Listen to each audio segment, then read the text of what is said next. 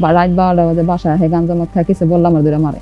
আমরা বিচার চালিয়ে চাপানোর পরে আমি কই এই অবস্থার ভাত তো খাওয়া যায় না। আল্লাহ ওই বলে আমি নিয়ে খাম, কোনো সময় বলে না নিয়ে খামো না। ওটা বিচারের মধ্যে বললে ওই পাস দেশে টিকা পড়ে না, বিচার সালিশে ওরা অপমান করে এই যে বিদেশ যায় 12 বছর কোনো যোগাযোগই নাই। ওই একেবারে হয়ে গেছে গা উদাও হয়ে গেছে। স্বামী পরিত্যক্তা নারী শাপলা বেগমের বিয়ে হয়েছিল ছোটবেলায়, কিন্তু সংসারে সুখের মুখ দেখেননি।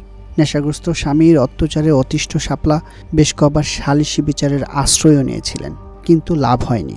একসময় দেশ ছাড়েন স্বামী। তালাক না দিলেও যোগাযোগ বিচ্ছিন্ন রেখেছেন গত 12টি বছর। বিয়ার পরে আমার স্বামী আমাকে নিয়ে 1 সেকেন্ড বলতে কোনো সুখ শান্তি বলতে নাই। বা রাত 12টা বাজে বাসায় হে গাঞ্জা মদ খাই কিছু বললাম আর ধরে মারে, রাতের ঘরতে বের করে দেন। আমরা বিচার চালিয়ে চাপানোর পরে আমি কই এই অবস্থার ভাত তো খাওয়া যায় না। আল্লাহ ওই বলে আমি নিয়ে খাম, কোনো সময় বলে না নিয়ে খামো না।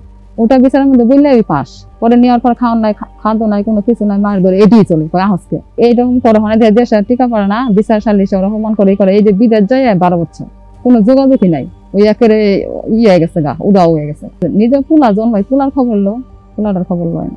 আমারে বলে এই 12 বছর আগে বছর তোর যদি বিয়ে গেলে গা তাই আমার 2,000 কাগজ দিয়ে যাও, তুই দিয়ে আমি দিনকে আমি তোর এমনি জুলা রাখুন। আল্লাহ পরে হেসেলাই যে আমি কাজে যাই, কাজে যায় শান্তি নাই, রাস্তার মধ্যে এই অবস্থা করে, বন্ধু বান্ধবরা মিললে আবার ফ্যাক্টরিতে দেখলো এই অবস্থা করে যৌন নির্যাতন করা শুরু করে। আল্লাহ এই জোশ কোম্পানি বাদ দিলাম, পরে অন্য কোম্পানি এই অবস্থা। মানে যে জায়গায় কাজ কাম করি সেই জায়গায় মনে করেন এই যে এই অবস্থার মধ্যে আছে। একটা কাম কাজ করে ছেলেটা লুয়ে খামো, কাম করার শান্তি পাই না।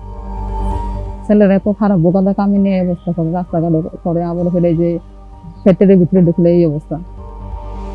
যৌন সময় এই সব বোকাদা নিয়ে ই করে নিজেরা করে, আবার বন্ধু বান্ধব ডাকায় না, বন্ধু বান্ধব দিয়ে এইসব খারাপ কাজ করা না। আমরা মহিলা মানুষ, আমরা তো ছেলেগুলো পারি না, অনেক জিদ্দে বাসায় কাজে আমরা কাজে না গেলে ভাত পাই না, খামো কি বেশি এরকম শিকারের মধ্যে আমরা আছি। আশেপাশে কার কাছে বলতে গেছি, বলতে গেলে হেরা মনে করে নাই যে কয় না যাগো জোর যার মূলক তার, আমার কথা নেয় না, এক কথাই নেই। হেরা কিছু টাকা খাওয়া, এক কথাই না কথা নেই।